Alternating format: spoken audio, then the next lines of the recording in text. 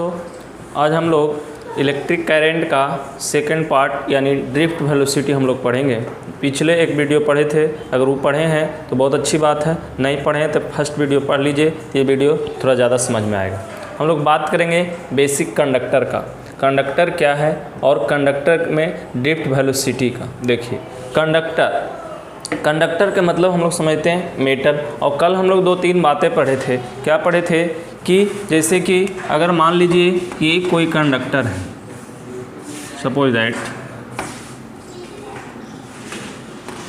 तो ये कंडक्टर है तो इसमें फ्री इलेक्ट्रॉन होंगे ना, फ्री इलेक्ट्रॉन भी होंगे और फ्री इलेक्ट्रॉन नहीं भी होंगे। जैसे ऐसे कहा जाता है कि जितना भी आपका कंडक्टर है तो उसमें फ्री इलेक्ट्रॉन की संख्या बहुत ही ज़्यादा होती है। तो फ्री इलेक्ट्रॉन की संख्या बहुत ज़्यादा होती है तो वो क्या होते हैं भाई, मूव करते हैं। तो मूव करते हैं तो रैंडमली मूव करते हैं। जैसे देखिए, समझने का मतलब है कि मान लीजिए इसमें इस तरह से क्या है, ये फ्री इलेक्ट्रॉन, इस तरह से ये सारे क्या है, फ्री इलेक्ट्रॉन है, ठीक है। तो ये इस तरह से मोशन करते हैं, ठीक है ना, रैंडमली मोशन करते हैं, यानी इनका मोशन का जो डायरेक्शन होता है इस तरह से, मान लीजिए कोई भी इस तरह से एक एटम एक इलेक्ट्रॉन है तो ये ऐसे ऐसे ऐसे ऐसे ऐसे ऐसे ऐसे इस तरह से रैंडमली मोशन करते हैं। तो रैंडमली मोशन करते हैं, अंदर में ही मोशन करते, बाहर नहीं निकल जाते हैं, इन्हें इलेक्ट्रॉन बाहर निकल जाते हैं। कब? जब क्या है, इसमें आपका क्या है, सेल कोई नहीं जोड़ा गया, बाहर से कोई भी पोटेंशियल डिफरेंस नहीं है। यानी कहने का मतलब ये है कि कोई भी कंडक्टर में जो इलेक्ट्रॉन होते हैं वो क्या करते हैं, रैंडमली मोशन करते हैं। तो इलेक्ट्रॉन कितने होते हैं, मान लीजिए n इलेक्ट्रॉन होते हैं, तो n इलेक्ट्रॉन होते हैं तो इसमें जो मोशन करते हैं तो इसकी जो इलेक्ट्रॉन होता है उसकी जो वेलोसिटी होता है सब इलेक्ट्रॉन का अलग अलग होता है। क्यों?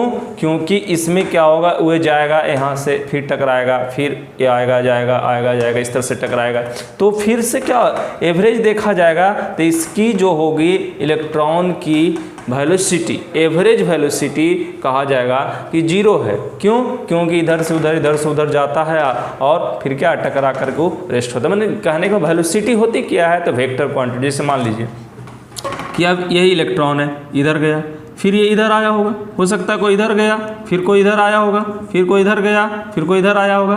तो यहाँ पर कोई भी क्रॉस सेक्शन में एक देखेगा, एक छोटा सा क्रॉस सेक्शन में, तो ओवरऑल इधर उधर हो करके इक्वल टू एवरेज वेलोसिटी जो हो जाते हैं, क्या हो जाते हैं, 0 हो जाते हैं, ठीक है। तो यही चीज़ हम लोग समझेंगे। तो छोटी छोटी बातें और भी पहले, इससे पहले हम लोग देखे हैं, ठीक है। Conductor has abundance of free electron, conductor के पास क्या है, बहुत सारे प्रचुर मात्रा में क्या होते हैं, इलेक्ट्रॉन्स होते हैं। In the absence of potential difference across conductors, मैंने इन द अब्सेंस, मैंने पोटेंशियल डिफरेंस के अब्सेंस में क्या है, free electrons are in random motion, यानी उसके फ्री इलेक्ट्रॉन क्या करते हैं, रैंडमली मोशन करते हैं। Hence net charge flow through any cross section is 0, यानी नेट इसके जो चार्ज होते हैं, इलेक्ट्रॉन इधर उधर जो होते हैं वो क्या होते हैं, इक्वल टू 0 होते हैं, ठीक है। अब देखिए यहाँ से फिर क्या, that's way there is no current in the conductor. तो जब इलेक्ट्रोनेट चार्ज ही 0 हो जाएंगे तो करंट कहाँ से होंगे, क्योंकि करंट इक्वल टू क्या पढ़े हैं, I इक्वल टू QI/T। तो I इक्वल टू QI/T, तो ये Q 0 हो जाएंगे, तो यहाँ से क्या होंगे, करंट भी 0 हो जाएंगे, ठीक है, ठीक है। ये चीज़ ध्यान रखेंगे और बेसिक लिखते हैं हम लोग।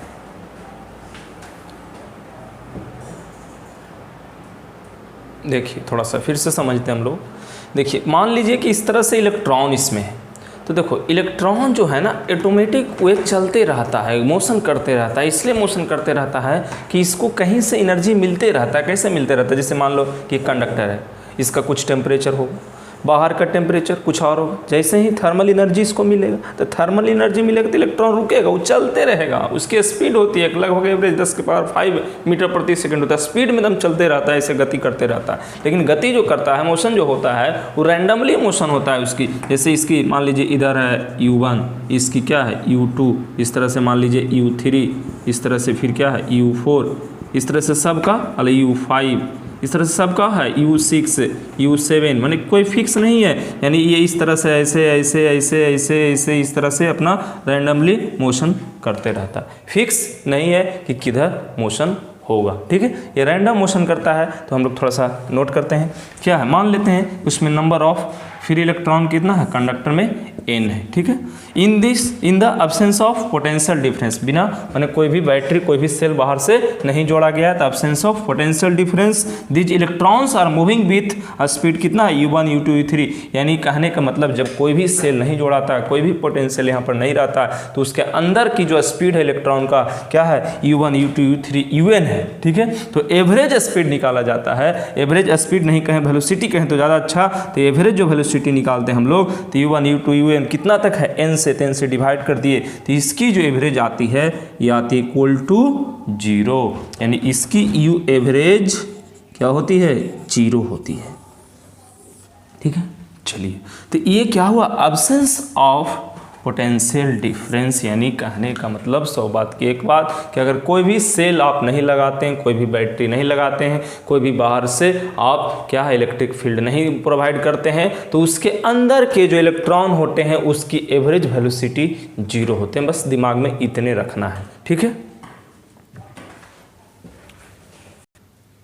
देखिए हम लोग पहले अभी पढ़े कि जैसे कोई भी कंडक्टर है, सिंपल भाषा में समझिए, तो अगर कंडक्टर है इसमें जो फ्री इलेक्ट्रॉन है इस तरह से, तो ये फ्री इलेक्ट्रॉन का एवरेज वेलोसिटी क्या हुआ 0 हुआ। कब? जब कोई भी बाहर से पोटेंशियल डिफरेंस नहीं लगाए थे, यानी in the absence of potential difference. ठीक है, ये दिमाग में रखना है। चलिए अब हम लोग क्या किए हैं, on applying potential difference across conductor it set up an electric field inside conductor, यानी कहने का मतलब हुआ कि अगर आप क्या करते हैं अप्लाई करते हैं इसमें क्या पोटेंशियल डिफरेंस का, यानी एक सेल को ऐड कर रहे हैं, इसकी पोटेंशियल क्या है भी है।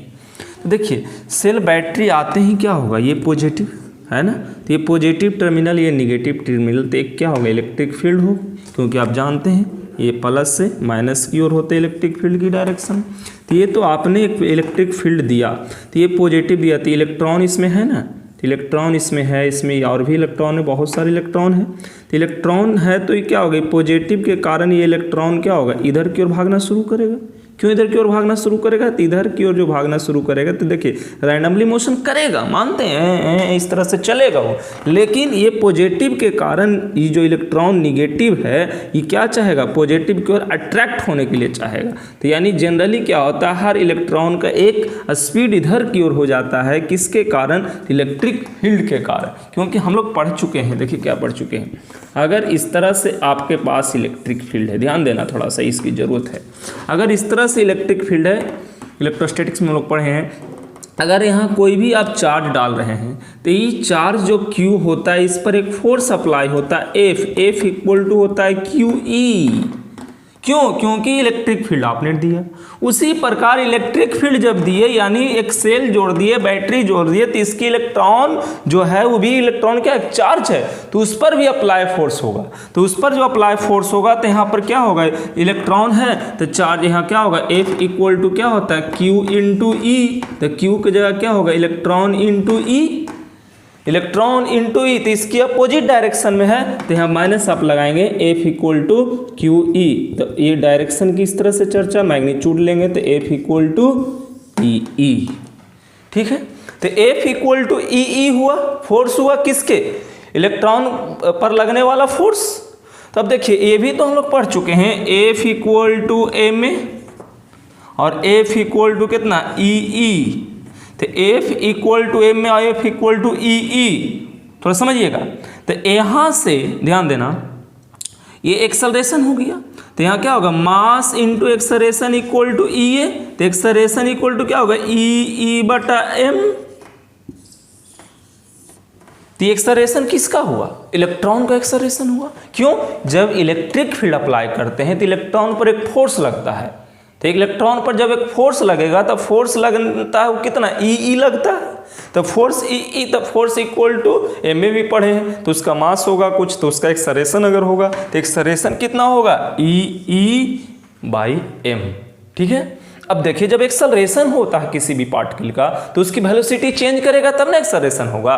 तो मान लीजिए कि अगर मान लीजिए कि u1 है, u2 था, u3 था, डॉट डॉट डॉट कितना था, un था, u1 u2 u3 un था। अब इसकी स्पीड हो जाए v1, इसकी स्पीड हो जाए v2, इसकी स्पीड हो जाए v3, इसकी स्पीड हो जाए vn। क्यों हो जाए? क्योंकि जब एक्सेलरेशन होगा तो स्पीड चेंज होगा तब भी होगा, इससे तो संभव नहीं है। तो इस तरह से जब चेंज होगा तब क्या होगा, तो स्पीड जब चेंज करेगा तो इसकी जब एवरेज वेलोसिटी निकालिएगा, ध्यान दीजिए एवरेज वेलोसिटी, एवरेज, तो एवरेज निकालिएगा क्या होगा, v1 plus v2 plus v3 plus dot dot dot vn होगा ना। तो इसकी जो स्पीड आएगा बटा n, ये नॉट इक्वल टू 0 आएगा। इसकी स्पीड 0 नहीं होगा। क्यों नहीं 0 होगा? क्योंकि देखिए जब हम लोग सेल नहीं जोड़ते थे, बैटरी नहीं जोड़ते, इलेक्ट्रॉन उसी में घूमते रहता था, लेकिन सेल जोड़ने के कारण उसकी एक डायरेक्शन, निश्चित डायरेक्शन हो गया, फोर्स लग गया तो इसकी स्पीड इधर हो गया, तो इसकी ओवरऑल स्पीड इधर हो गया। तो स्पीड जैसे ही इधर हुआ, इधर वेलोसिटी जैसे ही हुआ तो क्या कहलाएगा, टोटल 0 नहीं होगा, कुछ ना कुछ उसका मोशन हो जाएगा। तो उसकी जब मोशन हो गया एक फिक्स डायरेक्शन में तो उसका क्या होगा, वेलोसिटी 0 नहीं होगा। तो जो वेलोसिटी आएगा उसी को हम लोग क्या कहेंगे, ड्रिफ्ट वेलोसिटी कहेंगे। उसी को क्या बोलेंगे, ड्रिफ्ट वेलोसिटी बोलेंगे। अब देखिए हम लोग पढ़े हैं कुछ बातें, याद करो। इक्वेशन ऑफ मोशन में पढ़े थे v बराबर u प्लस AT, पढ़े थे ना, v बराबर u प्लस AT। तो यहाँ से क्या होगा, v1 equal to u1 plus AT1, ठीक है। u उस तरह से v2 equal to AT2 dot dot dot कितना, vn equal to un plus ATn, ठीक है। तो इस तरह से होंगे। तो अभी क्या होंगे, एक्सेलरेशन हो गया, टाइम क्या होगा, एक इलेक्ट्रॉन का वहाँ से वहाँ कोलाइड करने में जो समय लगेगा, जैसे यहाँ से वहाँ गया तो यहाँ से वहाँ गया तो उसके समय t1, दूसरे इलेक्ट्रॉन को जाने में t2, तीसरे को t3, तो उसी तरह से v1 बना, v2 बना, v3। अब इसमें धर दीजिए इसको, तो क्या नॉट इक्वल टू 0, इसी को हम लोग क्या बोलते हैं, ड्रिफ्ट वेलोसिटी बोलते हैं एक तरह से। देखिए क्या होता है, तो यहाँ से क्या होगा, इसकी डिटेल हम लोग लिखेंगे, ठीक है। अभी इसको बेसिकली नोट करिए, इसको हम डिटेल लिखेंगे, ठीक है। देखिए एग्जाम में कैसे लिखेंगे, जैसे ये इलेक्ट्रॉन पर फोर्स लग रहा है, इलेक्ट्रॉन पर फोर्स लगता है। देखिए इलेक्ट्रॉन क्या होता है, निगेटिव होता है, तो निगेटिव होता है तो इसकी फोर्स क्या होगा, इधर होगा ना। तो F इक्वल टू इसका क्या होगा भाई, माइनस ई होगा। तो वही मैंने लिखा है F equal to E minus E. चलिए तो इसको आपको लिखने की जरूरत नहीं, फिगर बनाइएगा, यहाँ से लिखेगा, मैं लिखा हूँ। In this electric field each free electron starts experiencing electric force given by, मैंने कहने का मतलब प्रत्येक इलेक्ट्रॉन पर एक फोर्स अनुभव करेगा। वो फोर्स कितना अनुभव करेगा, तो माइनस ई अनुभव करेगा, ठीक है। यानी F equal to minus E, equation number first. फिर hence acceleration of each free electron would be A, मान लीजिए ए, तो यहाँ से F इक्वल डायरेक्ट लिख सकते हैं, A इक्वल टू कितना, F बाई एम, तो acceleration F equal to m. तो F इक्वल टू, तो देखिए इस F का वैल्यू यहाँ से ले लेते हैं, तो from equation first and second, तो माइनस ई बटा एम, तो क्या हो गया, एक्सेलरेशन निकल गया, ठीक है। नोट कर लीजिए। देखिए अभी तक हम लोग क्या पढ़े, अभी तक यही पढ़े कि अगर एक सेल जोड़ देते हैं तो इसमें क्या होता है, इनसाइड इलेक्ट्रिक फील्ड 0 नहीं होता है, यानी इलेक्ट्रिक फील्ड जो अंदर में होता है इनसाइड नॉट इक्वल टू 0 होता है। तो इनसाइड नॉट इक्वल टू 0 होता है, यानी एक फोर्स लगता है। तो इलेक्ट्रॉन पर जो फोर्स होता है, फोर्स इक्वल टू क्या पढ़े, माइनस ई पढ़े ना, वेक्टर के रूप में इस तरह से पढ़ेंगे, ठीक है। अगर इस तरह से लिखें तो मैग्नीट्यूड के रूप में ई। एक्सेलरेशन कितना होगा, तो एक्सेलरेशन बराबर यहाँ से हम लोग पढ़े कितना, एफ वाई क्या पढ़े, एम पढ़े। तो एफ का वैल्यू कितना यहाँ से डाल दिए, माइनस ई बटा एम। यहाँ से मैग्नीट्यूड में ले लेंगे तो क्या होगा, ए इक्वल टू ई बटा एम। अभी तक हम लोग इतना पढ़ चुके हैं, ठीक है। तो देखिए क्या होता है कि इलेक्ट्रॉन जो पढ़े होंगे केमिस्ट्री में, तो उसमें क्या होता है कि फ्री इलेक्ट्रॉन प्रोटॉन जो हम लोग सिंपल भाषा में समझते हैं, तो इलेक्ट्रॉन जाता है तो एक दूसरे से टकराता है। तो टकराते के साथ ही जैसे मान लीजिए कि कोई इस तरह से एक इलेक्ट्रॉन होगा, तो इसकी जो यहाँ से यहाँ पर गया तो कहीं टकराया होगा, ठीक है। तो ये टकराएगा तो यहाँ से फिर यहाँ आएगा, हो सकता है। तो मान लीजिए यहाँ पर E1 वेलोसिटी यहाँ V1 हो जाए, फिर टकरा जाए, फिर यहाँ से कहीं चलेगा, मान लीजिए दूसरा इलेक्ट्रॉन इस तरह से है, फिर इस तरह से कहीं चलेगा, फिर इधर जाएगा, तो उसकी कुछ स्पीड होगा, टकराने के बाद बदल जाएंगे। टकराने की वजह से मान लीजिए क्या u1 यहाँ पर स्पीड था, टकरा गया तो क्या हो गया v1 इसकी स्पीड होगी। ठीक है, तो जो स्पीड बदलते हैं तो कुछ ना कुछ टाइम लगेगा ना इसके, जैसे यहाँ से यहाँ बदलने में क्या होगा, t1 टाइम लगेगा, तो वही समय t1 t2 t3 होते हैं। तो इस तरह से हम लोग जो जानते हैं, क्या जानते हैं, v equal to u plus AT जानते हैं। तो v बराबर u प्लस AT, तो उसी तरह से प्रत्येक इलेक्ट्रॉन का v1 निकालेंगे, क्या होगा u1 प्लस AT1। उसी तरह से v2 equal to u2 plus AT2। उसी तरह से dot dot dot vn equal to un plus ATn होगा ना। तो इस तरह से आप लिखिएगा एग्जाम में, जैसे मैं लिख रहा हूँ। ठीक है, चलिए ये तो बेसिक बातें हो गया। अब अगर मैं मान लूँ कि average velocity acquired of electron, तो यहाँ से क्या होता है, देखो एवरेज वेलोसिटी निकालोगे तो एवरेज वेलोसिटी भी एवरेज, तो एवरेज वेलोसिटी क्या होगा, v1 plus v2 plus v3 होगा ना, plus dot dot dot vn divided by n। अब देखिए सब की वैल्यू रख दीजिए, तो v1 की वैल्यू कितना है, u1 plus AT1 plus u2 plus AT2। ठीक है,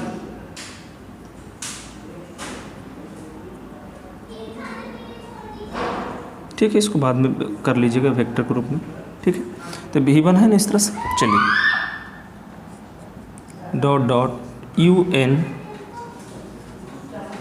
प्लस ATn, ठीक है, बटा n। ठीक है, यहाँ से u1 plus u2 plus u3 plus dot dot dot un plus a into t1 plus t2 plus t3 plus dot dot tn बटा n, इसमें भी बटा n। देखिए बहुत इंपॉर्टेंट यहाँ पर बातें हैं।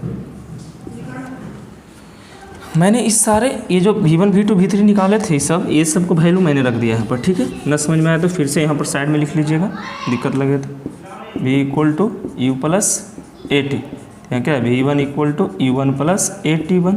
उस तरह से v2 equal to u2 plus AT2 है ना, dot dot dot dot vn equal to un plus ATn है ना, ये बातें था। इसी वैल्यू को मैंने इसमें रखा है। तो देखिए जब एब्सेंस ऑफ जो u1 u2 u3 क्या था, u1 u2 u3 का वैल्यू जब हम लोग कंडक्टर में कोई भी बैटरी सेल नहीं जोड़ते थे तो उसकी स्पीड मैंने निकाला था इसकी 0, तो इसकी स्पीड क्या हो गया, 0 हो गया। तो इसकी स्पीड 0 हो गया, मैंने इससे पहले लिखा था। और ये जो टाइम है एवरेज टाइम है, तो इसको हम लोग बोलते हैं ए टाउ।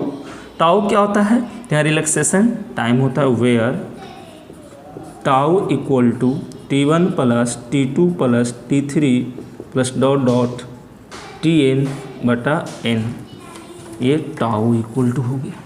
ठीक है, रियल में वेक्टर क्वांटिटी भी होता है। ठीक है, चलिए तो यहाँ से ये एवरेज वेलोसिटी जो होता है, average velocity not equal to 0 होता है, मैंने बताया था। इसी को हम लोग क्या बोलते हैं, ड्रिफ्ट वेलोसिटी बोलते हैं। इसी को क्या बोलते हैं, ड्रिफ्ट वेलोसिटी बोलते हैं। तो यहाँ से क्या निकल गया, v एवरेज, इसी को क्या हो गया, v एवरेज, ये टाउ वेक्टर में रखिएगा इस सबको। ठीक है, तो ये टाइम टाइम वेक्टर में नहीं होता। चलिए आगे बढ़ते हैं हम लोग। v एवरेज कितना हो गया, 80, v average equal to a tau. ठीक है, तो देखिए यही v एवरेज जो a टाउ हुआ, यहाँ से ध्यान देना है, नोट कर लीजिए। देखिए तो हम लोग अभी क्या पढ़े, v average equal to a tau. a क्या था, एक्सेलरेशन वेक्टर क्वांटिटी होता है। अब देखिए यहाँ से a की वैल्यू वहाँ पर देखिए नोट किए थे, इक्वेशन नंबर शायद सेकंड होगा, तो वहाँ से या थर्ड जो भी इक्वेशन मानेंगे वहाँ लिखा हुआ है अभी a इक्वल टू, तो माइनस ई ई कितना, माइनस ई ई बटा m इंटू टाउ। तो इसी को हम लोग क्या बोलते हैं, ये जो v एवरेज आया इसी को हम लोग क्या बोलते हैं, तो this velocity is called drift velocity. This velocity is called drift velocity, drift velocity, समझे। यानी यहाँ से कह सकते हैं VD equal to minus E by M into tau, ठीक है। इसी को VD इक्वल टू E बटा M इंटू टाउ भी बोल सकते हैं। ये हुआ आपका ड्रिफ्ट वेलोसिटी।